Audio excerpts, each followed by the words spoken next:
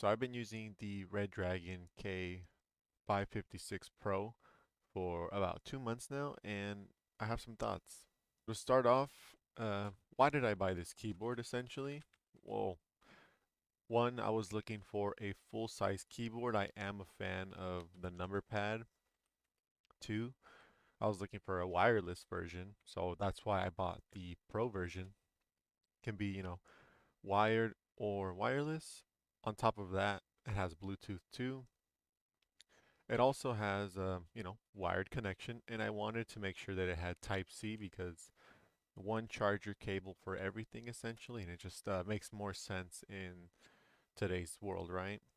The software that's included with this is pretty basic. I mean, there's nothing special to it. I would say it's not that. I mean, you can customize it greatly, but it just doesn't look nice, I guess. The UI just kind of weird looking, but I set it to one color and forget it for the rest of the time, so I'm not too concerned with the software being anything too crazy, really. If that's something you're into, then this isn't really the keyboard for you, but it does have a lot of lighting options and different types of effects that you can be using, which is pretty good.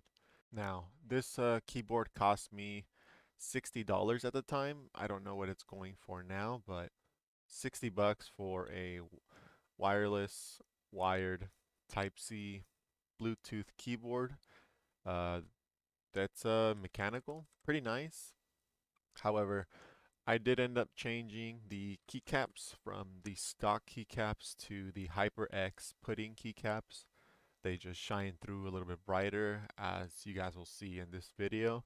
This is what the stock keycaps look like. Pretty bright in at least a dark room.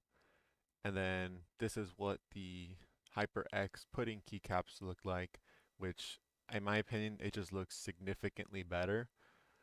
And yeah, it just nicer quality keycap, so that also alters the sound of the keyboard, which I like what it sounds like.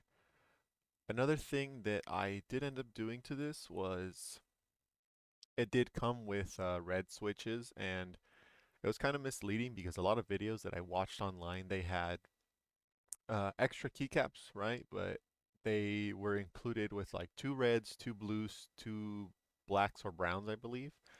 And to my package was they were all red. I didn't get a variety of different switches to try out, which I don't know if that was just them because they sent them the unit for review, but I purchased this on my own just based on the reviews I was watching.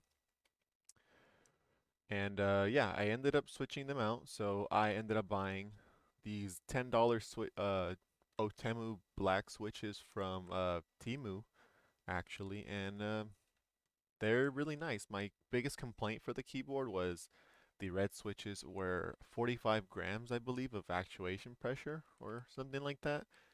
And personally, I found myself hitting a lot of keys by accident with not really typing very hard, but I guess I just have a heavy hand.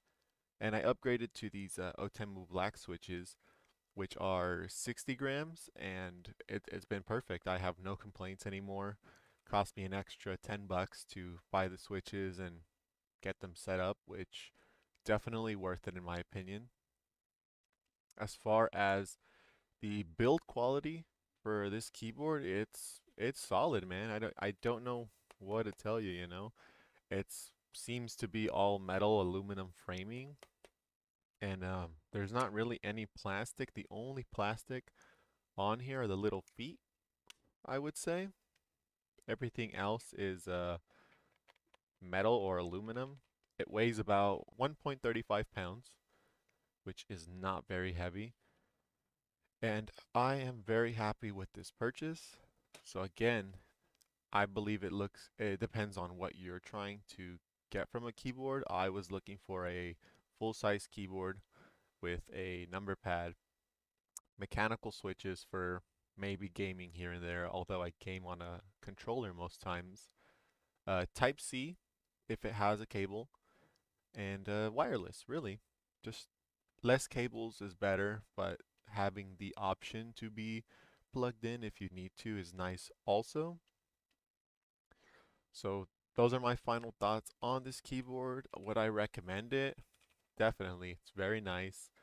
I really, really enjoy using this keyboard. The only thing I would say is that I wish that I grabbed the 60-gram keyboard if they even make one, just because it was kind of annoying to upgrade the keycaps and not have a stock keyboard work as great as I thought it would right out the box. But very minute detail to complain about. So overall, great keyboard. If you're looking to pick one up, I say 60 bucks is a very reasonable price for this, especially it's pretty heavy duty, I would say. I have no fears of this breaking even if I drop it or anything. So, I'll guess I do kind of a sound test, but I don't really think videos convey sound test all that great, but it's really quiet. If I really if I hit it hard, you can kind of hear a thud, but I'm not really a heavy typer. I just have a heavy hand. I prefer the more silent switches, I would say. So there you have it. Those are my final thoughts on this keyboard. 2 months in and it's great. Would recommend it to anybody looking for a wireless keyboard, wants RGB, wants Type C. So if you guys are interested in picking it up, I'll have it linked down below with my affiliate link. So thank you guys for watching and I'll catch you guys in the next video.